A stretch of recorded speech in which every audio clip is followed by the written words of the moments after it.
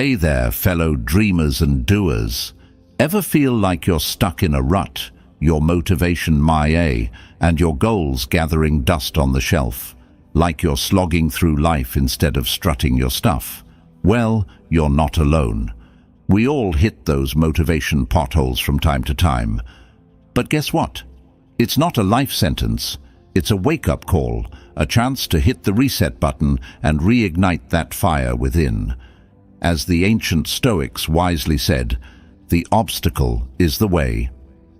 Those moments when we feel stuck, lost, or uninspired are actually opportunities for growth and transformation. They're invitations to dig deeper, question our assumptions, and create a life that truly lights us up. In this series, we're going on a motivation makeover journey. We'll explore the psychology of motivation, uncover those sneaky saboteurs that keep us stuck, and learn practical strategies to break free from the inertia and build unstoppable momentum.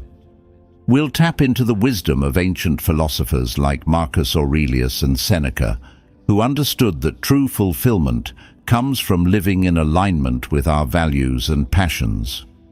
We'll also draw inspiration from modern-day thinkers like Brené Brown and James Clear, who offer fresh perspectives on self-compassion, habit formation, and the power of small, consistent actions. But this isn't just a philosophy lecture. We're gonna get real, raw, and relatable. We'll share personal stories, everyday examples, and actionable tips you can implement right away. We'll challenge you to step outside your comfort zone, embrace vulnerability, and discover the incredible potential that lies within you. So, whether you're a student struggling to hit the books, an entrepreneur feeling burnt out, or simply someone looking to add more zest and purpose to your life, this series is for you. Get ready to ditch the doldrums, design your dream life, and become the master of your own motivation. Let's get this party started. Lesson 1. Unmasking the motivation. Monster, decoding the why behind your funk. Ever feel like you're stuck in the mud, spinning your wheels but going nowhere fast? Like your get up and go got up and left? That, my friend, is the dreaded slump, the motivation monster lurking under your bed, ready to pounce when you least expect it. But fear not, for we're about to shine a light on this beast and learn how to tame it. The ancient Stoics believed that understanding our emotions was key to living a fulfilling life. Epictetus famously said, "It's not what happens to you, but how you react to it that matters." In today's fast-paced world, it's easy to get caught up in the chaos and lose sight of what truly drives us. We might find ourselves chasing external validation, likes on social media, promotions at work, the latest gadgets, only to find a fleeting sense of satisfaction. The contemporary philosopher Alain de Botton suggests that much of our unhappiness stems from our unrealistic expectations. We compare our lives to the curated highlight reels we see online, forgetting that everyone struggles with motivation at times. So, the first step to conquering the slump is to accept it as a natural part of the human experience. Think of it like this. You wouldn't beat yourself up for catching a cold, would you? It's just a temporary setback. The same goes for a lack of motivation. It's not a character flaw, it's a signal that something needs to change. Maybe you're burnt out from work, feeling disconnected from your goals, or simply need a good night's sleep. Identifying the root cause of your demotivation is crucial. Are you procrastinating on a task because it's challenging or because it's misaligned with your values? Are you feeling overwhelmed by your to-do list, or are you simply lacking clarity on your priorities? By understanding the why behind your slump, you can take targeted action to overcome it. As the modern Stoic, Ryan Holiday puts it, the obstacle is the way. Your lack of motivation is an opportunity for self-discovery and growth. So, embrace the challenge and let's start uncovering the path to reigniting your spark. Lesson 2. The domino effect, kickstarting your motivation engine. All right, so we've unmasked the motivation monster and accepted that feeling stuck is part of the human gig. Now, let's talk about getting unstuck. The Stoics had a saying, "The journey of 1,000 miles begins with a single step." But what if that first step feels like trying to move a mountain? That's where building initial momentum comes in. It's about finding those tiny, manageable actions that create a chain reaction, like toppling dominoes. The contemporary philosopher James Clear talks about the power of atomic habits, small, incremental changes that compound over time. He says, habits are the compound interest of self-improvement. So, instead of trying to overhaul your entire life overnight, let's focus on those little wins that build momentum and create a sense of progress. Think about it this way. Imagine trying to push a car that's been sitting idle for weeks. It's going to take a lot of effort to get it moving, right? But once it starts rolling, it becomes easier and easier to keep it going. That's the beauty of momentum. So, how do we create that initial push? 1. Declutter your life. The Stoics believed in living a simple life, free from unnecessary distractions. Seneca said, "It is not the man who has too little, but the man who craves more that is poor." So let's clear out the mental and physical clutter that's weighing us down. Clean your desk, organize your files, and get rid of anything that doesn't serve you. A clear space creates a clear mind. 2. Focus on the 20%. Remember the Pareto principle. 80% of your results come from 20% of your efforts. So let's identify those high-impact tasks and prioritize them. As Tim Ferriss, author of The 4-Hour Workweek, says, focus on being productive instead of busy. 3. Embrace the new. Step outside your comfort zone. The Stoics believed in challenging themselves to grow. As Marcus Aurelius said, the impediment to action advances action. What stands in the way becomes the way. So try something new, learn a new skill, or take on a project that scares you a little. You might surprise yourself with what you're capable of. 4. Complete what you start. There's a sense of accomplishment that comes with finishing something, no matter how small. It builds confidence and reinforces the habit of follow-through. As Aristotle said, pleasure in the job puts perfection in the work. So let's close those open loops and celebrate our wins, big and small. Remember, building momentum is like lighting a fire. It starts with a single spark, but with consistent effort, it can grow into a roaring flame. So let's take those first few steps, embrace the challenges, and watch our motivation catch fire. Lesson 3. The long game. Turning motivation into a lifestyle, not a sprint. All right, we've got the motivation engine fired up and rolling. Now, how do we keep it purring like a contented cat instead of sputtering out like a cheap firework? That's where sustaining momentum comes in. It's about shifting gears from a short burst of energy to a long, scenic drive. It's about building habits that stick, not just quick fixes that fizzle. The ancient Stoics were all about discipline and consistency. Marcus Aurelius, the philosopher-emperor, wrote in his Meditations, "The impediment to action advances action. What stands in the way becomes the way." He understood that challenges are inevitable, but it's our consistent effort in overcoming them that leads to lasting change. In today's world, we're bombarded with distractions and instant gratification. We want results now, but real sustainable motivation isn't built on microwave meals and overnight success stories. It's about slow-cooked stews and patiently nurtured gardens. So, how do we cultivate this long-term motivation? 1. Acknowledge your progress. Remember that gratitude journal we talked about? It's time to dust it off and make it a daily ritual. Celebrate your wins, no matter how small. As the contemporary philosopher Brené Brown says, gratitude is the antidote to scarcity. When we focus on what we have, rather than what we lack, we create a mindset of abundance that fuels our motivation. 2. Commit to the process. The Stoics believed in focusing on what they could control, their actions, not the outcomes.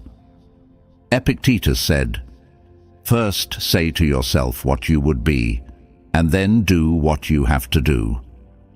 So let's fall in love with the process, the daily grind, the small steps that lead to big results. It's not about the destination, it's about enjoying the journey. Think about it like this: building a successful business, getting in shape, or mastering a new skill isn't about a single event. It's about showing up every day, even when you don't feel like it. It's about those early morning workouts, the late nights spent learning, the countless rejections before the breakthrough. It's like the Japanese concept of kaizen, continuous improvement. It's not about being perfect, it's about getting a little bit better each day. And that's how you build sustainable habits that lead to long-term motivation. So, let's ditch the quick fix mentality and embrace the long game. Let's celebrate our progress, commit to the process, and watch as our motivation transforms from a fleeting spark into an enduring flame. Lesson 4. The leap of faith, embracing the new and shattering your limits. All right, we've decluttered, focused, and set ourselves up for the long haul, but sometimes, even with all the right habits in place, we need a little extra oomph to kickstart our drive. That's where embracing the new comes in. It's about shaking things up, stepping outside that cozy comfort zone, and daring to do the impossible. The ancient Stoics believed in constantly challenging themselves to grow. Seneca, the Roman statesman and philosopher, famously said, "We suffer more often in imagination than in reality." He understood that our fears often hold us back more than any actual limitations. So let's face those fears head-on and see what we're truly capable of. In today's world, it's easy to get stuck in a rut, doing the same things day in and day out. We tell ourselves we're too old to learn a new language, too busy to start that side hustle, or not creative enough to pursue our artistic passions. But these are just stories we tell ourselves, limiting beliefs that keep us playing small. The contemporary philosopher and author Brené Brown talks about the importance of vulnerability in living a wholehearted life. She says, "Vulnerability is not weakness, it's our greatest measure of courage. Embracing the new requires us to be vulnerable, to risk failure and rejection. But it's in those moments of discomfort that we truly grow and discover our hidden potential. Think of it like this. Remember when you first learned to ride a bike? It was scary, wasn't it? You probably fell a few times, scraped your knees, and maybe even shed a few tears. But you kept getting back on, pushing through the fear, and eventually you experienced the exhilaration of freedom and accomplishment. Embracing the new is about recapturing that childlike sense of wonder and possibility. It's about saying yes to new experiences, even if they scare us a little. It's about challenging our assumptions and expanding our horizons. So, how do we jumpstart our drive? By embracing the new. 1. Do the impossible. Identify something you've always wanted to do but thought was beyond your reach. Maybe it's running a marathon, starting a business, or learning to play an instrument.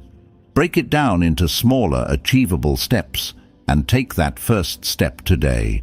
As Nelson Mandela said, "It always seems impossible until it's done." 2. Meet new people.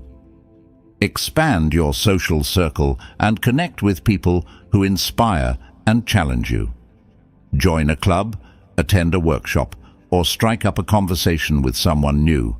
You never know what opportunities and perspectives might arise from these connections. 3. Break old patterns. Shake things up by doing something completely different from your usual routine. Take a different route to work, try a new cuisine, or pick up a hobby you've never considered before. As the saying goes, variety is the spice of life. 4. Perform an act of kindness. Shift your focus outward by doing something kind for someone else without expecting anything in return. Volunteer your time, donate to a cause you care about, or simply offer a helping hand to a friend in need. As Mahatma Gandhi said, "The best way to find yourself is to lose yourself in the service of others." Remember, embracing the new isn't about reckless abandon or constantly chasing the next thrill. It's about intentional growth, pushing your boundaries and discovering the incredible potential that lies within you. So, take that leap of faith, step outside your comfort zone, and watch as your motivation soars to new heights. Lesson 5. The Inner Critic. Befriending your frenemy and unleashing self-love. Okay, we've talked about decluttering, focusing, reigniting our spark, and even embracing the impossible. But what about that nagging voice in our heads, the one that tells us we're not good enough, smart enough, or worthy enough? That, my friend, is the inner critic, the ultimate frenemy. The ancient Stoics knew a thing or two about taming this inner beast. Epictetus, the Stoic philosopher, said, "We cannot choose our external circumstances, but we can always choose how we respond to them." He recognized that our thoughts and judgments about ourselves have a profound impact on our well-being and motivation. In today's world, with social media constantly showcasing everyone's highlight reel, it's easy to fall into the comparison trap and feel like we're falling short. We internalize those external expectations and start beating ourselves up for not measuring up. The result? A motivation meltdown. But here's the thing, self-criticism is like trying to motivate a horse by whipping it. It might work in the short term, but it creates resentment and resistance in the long run. The modern-day philosopher and self-compassion expert, Kristin Neff, puts it this way: instead of mercilessly judging and criticizing yourself for various inadequacies or shortcomings, self-compassion means you are kind and understanding when confronted with personal failings. After all, whoever said you were supposed to be perfect? Self-compassion is about treating yourself with the same kindness and understanding you'd offer to a close friend. It's about recognizing that everyone makes mistakes, everyone struggles, and everyone has flaws. It's about accepting yourself, warts and all, and recognizing your inherent worthiness, regardless of your achievements or failures. Think of it like this. Imagine you have a plant that's not thriving. Would you yell at it, call it names, and tell it how useless it is? Of course not.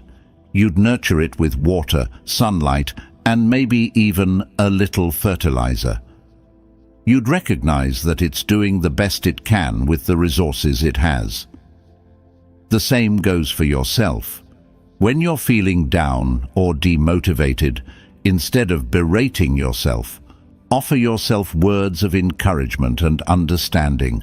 Remind yourself that you're doing the best you can and that setbacks are a natural part of growth. So, how do we cultivate self-compassion and silence that inner critic? 1. Practice mindfulness.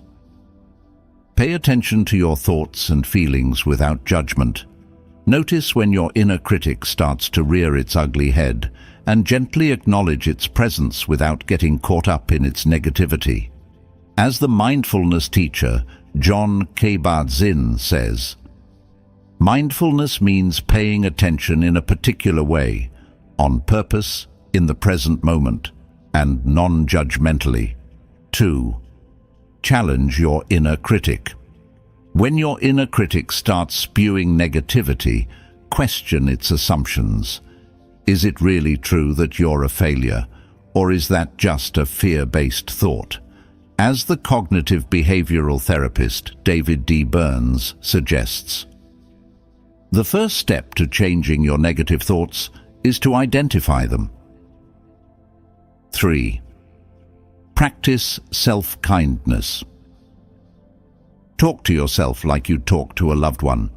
Offer yourself words of encouragement and support, especially during challenging times. Remember, you're your own biggest cheerleader.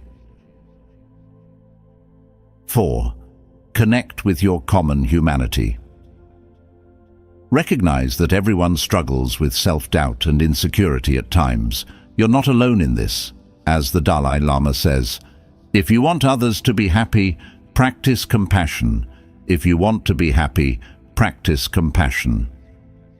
Remember, self-compassion isn't about self-indulgence or making excuses. It's about creating a healthy relationship with yourself, one built on kindness, understanding, and acceptance. And when you have that foundation, your motivation will naturally blossom. So, let's befriend that inner critic, unleash some self-love, and watch as our motivation soars to new heights. Lesson 6. The Zen of Life. Decluttering, prioritizing, and mastering your time. Okay, we've been diving deep into the internal world of motivation, understanding our slumps, building momentum, and even befriending our inner critic. But now, let's zoom out and look at the external world, the physical and mental spaces we inhabit. The ancient Stoics were big on organizing their lives, recognizing that external order often leads to internal peace. Seneca, the Stoic philosopher, famously said, "Order is the sanity of the mind, the health of the body, the peace of the city, the security of the state." In today's world, with information overload and constant distractions, it's easy to feel like we're drowning in a sea of chaos. Our desks are piled high with papers, our inboxes are overflowing, and our minds are racing with a million to-dos. It's no wonder we feel overwhelmed and demotivated. But here's the thing. Just like a cluttered room can stifle creativity and focus, a cluttered life can drain our energy and motivation. As Marie Kondo, the decluttering guru, says, the question of what you want to own is actually the question of how you want to live your life. So, let's roll up our sleeves and bring some Zen into our lives. 1. Prioritizing. The Stoics were masters of prioritization, understanding that our time and energy are finite resources. Marcus Aurelius wrote in his Meditations, "You could leave life right now. Let that determine what you do and say and think." This doesn't mean we should live in constant fear of death, but rather it's a reminder to focus on what truly matters.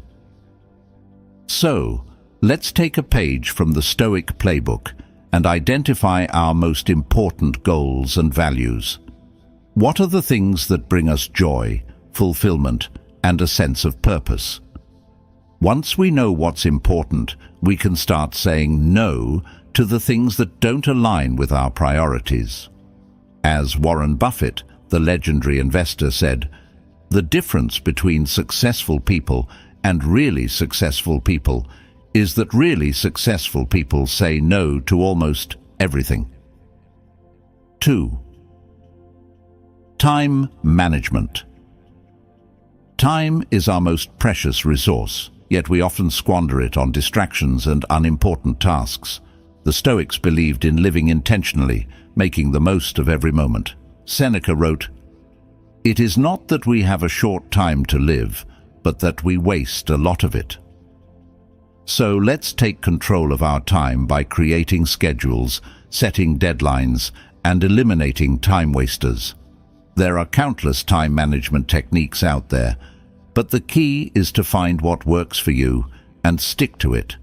As the productivity expert David Allen says, "You can do anything, but not everything." 3. Decluttering. We've already talked about decluttering our physical spaces, but what about our mental clutter? Our minds are often filled with worries, regrets, and anxieties that drain our energy and motivation.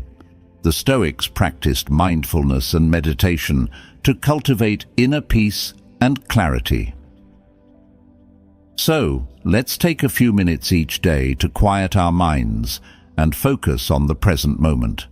Whether it's through meditation, deep breathing exercises, or simply spending time in nature, let's create space for stillness and reflection. As the Vietnamese Buddhist monk Thich Nhat Hanh said, "The present moment is filled with joy and happiness. If you are attentive, you will see it."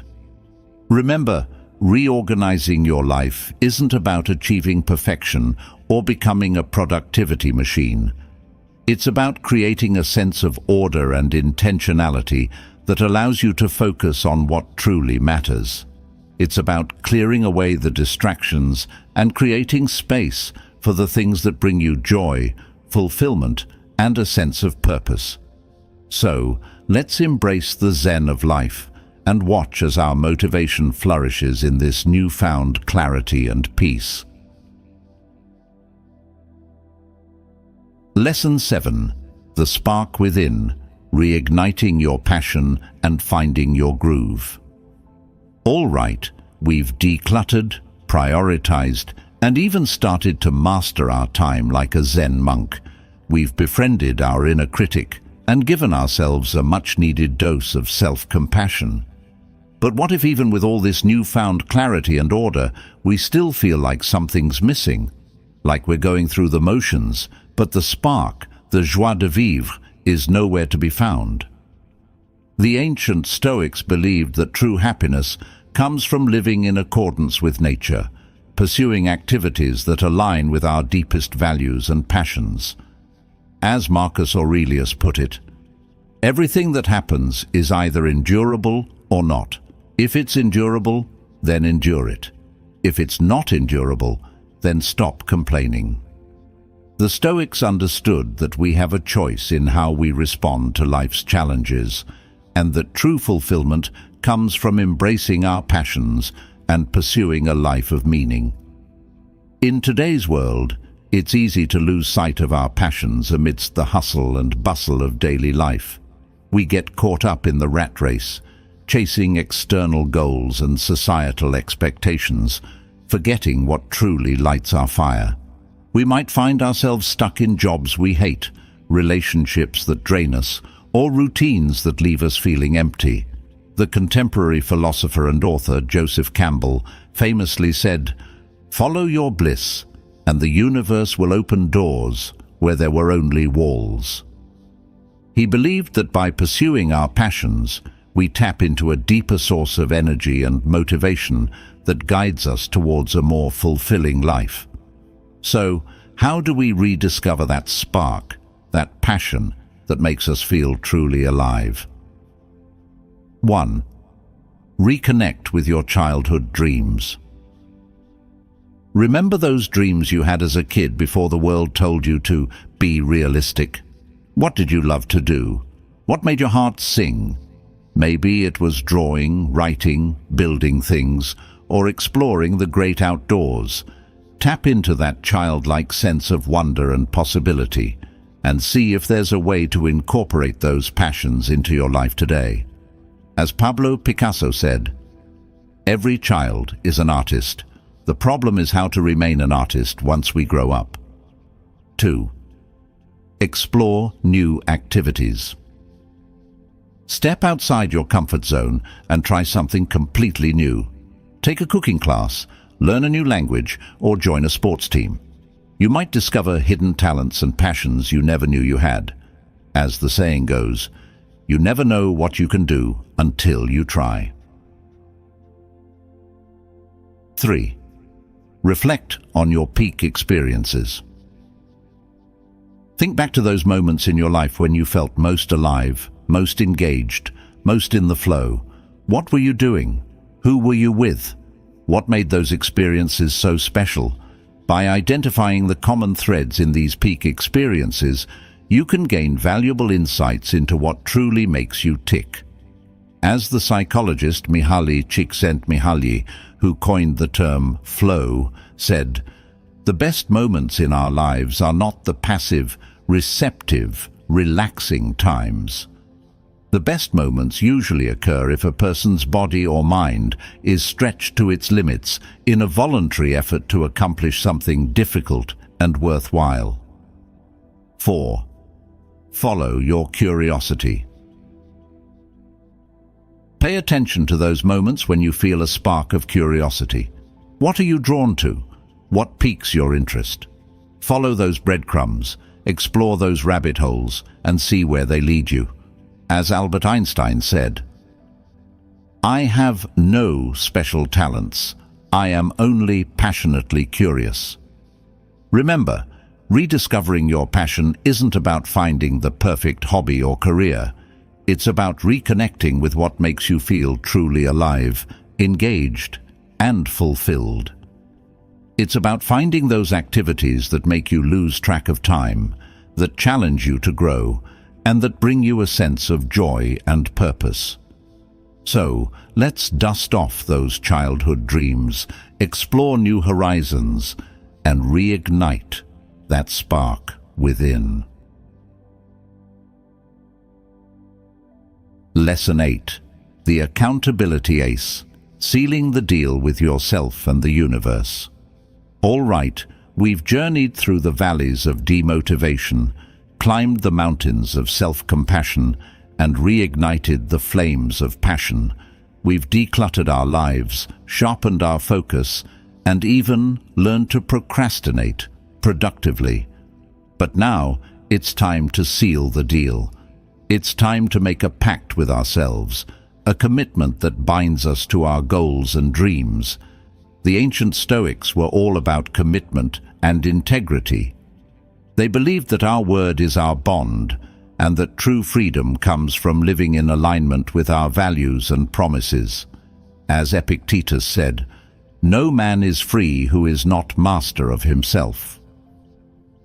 In today's world, with endless choices and distractions, it's easy to make commitments and then break them just as easily. We tell ourselves we'll start that diet on Monday, hit the gym tomorrow, or finally launch that side hustle next month. But then Monday turns into Tuesday, tomorrow becomes never, and next month fades into oblivion. The contemporary philosopher and author Angela Duckworth talks about the power of grit, the combination of passion and perseverance that drives us towards long-term goals. She says, "Grit is living life like it's a marathon, not a sprint. It's about staying committed, even when the going gets tough, and refusing to give up on our dreams. Think of it like this. Imagine you're building a house. You wouldn't lay the foundation one day, then take a week off, then put up a few walls, then get distracted by something shiny and forget about the whole project, would you? No, you'd stick to the plan, work consistently, and eventually you'd have a beautiful home to show for it. The same goes for our goals. We need a system, a structure that keeps us accountable and on track. A few strategies for building the system. 1. Set SMART goals. We've talked about setting exciting goals, but let's make sure they're also SMART: specific, measurable, achievable, relevant, and time-bound. This gives us clarity and a roadmap to follow. As the business guru Peter Drucker said, "If you can't measure it, you can't improve it." 2. Find an accountability buddy. Share your goals with someone you trust, someone who will cheer you on and also call you out when you're slacking. It's like having a personal trainer for your motivation. As the saying goes, accountability breeds responsibility. 3. Track your progress. Keep a journal, use an app, or create a visual tracker to monitor your progress. This helps you stay motivated and see how far you've come. As the entrepreneur and author James Clear says, what gets measured gets managed. 4. Reward yourself. We've talked about celebrating small wins, but let's also build in bigger rewards for reaching milestones. This creates positive reinforcement and keeps us motivated. As the psychologist B.F. Skinner, who pioneered the concept of operant conditioning, said, behavior that is reinforced tends to be repeated. 5. Review and adjust. Life happens, things change. So let's regularly review our goals and adjust our plans as needed. This keeps us flexible and adaptable. As the ancient Greek philosopher Heraclitus said, the only constant in life is change. Remember, commitment and accountability aren't about restriction or punishment. They're about empowerment and freedom. They're about taking ownership of our lives, honoring our promises to ourselves, and creating a system that supports us in achieving our wildest dreams. So, let's seal that deal, build that system, and watch as our motivation transforms into unstoppable action. Well, folks, we've reached the finish line of our motivation makeover journey.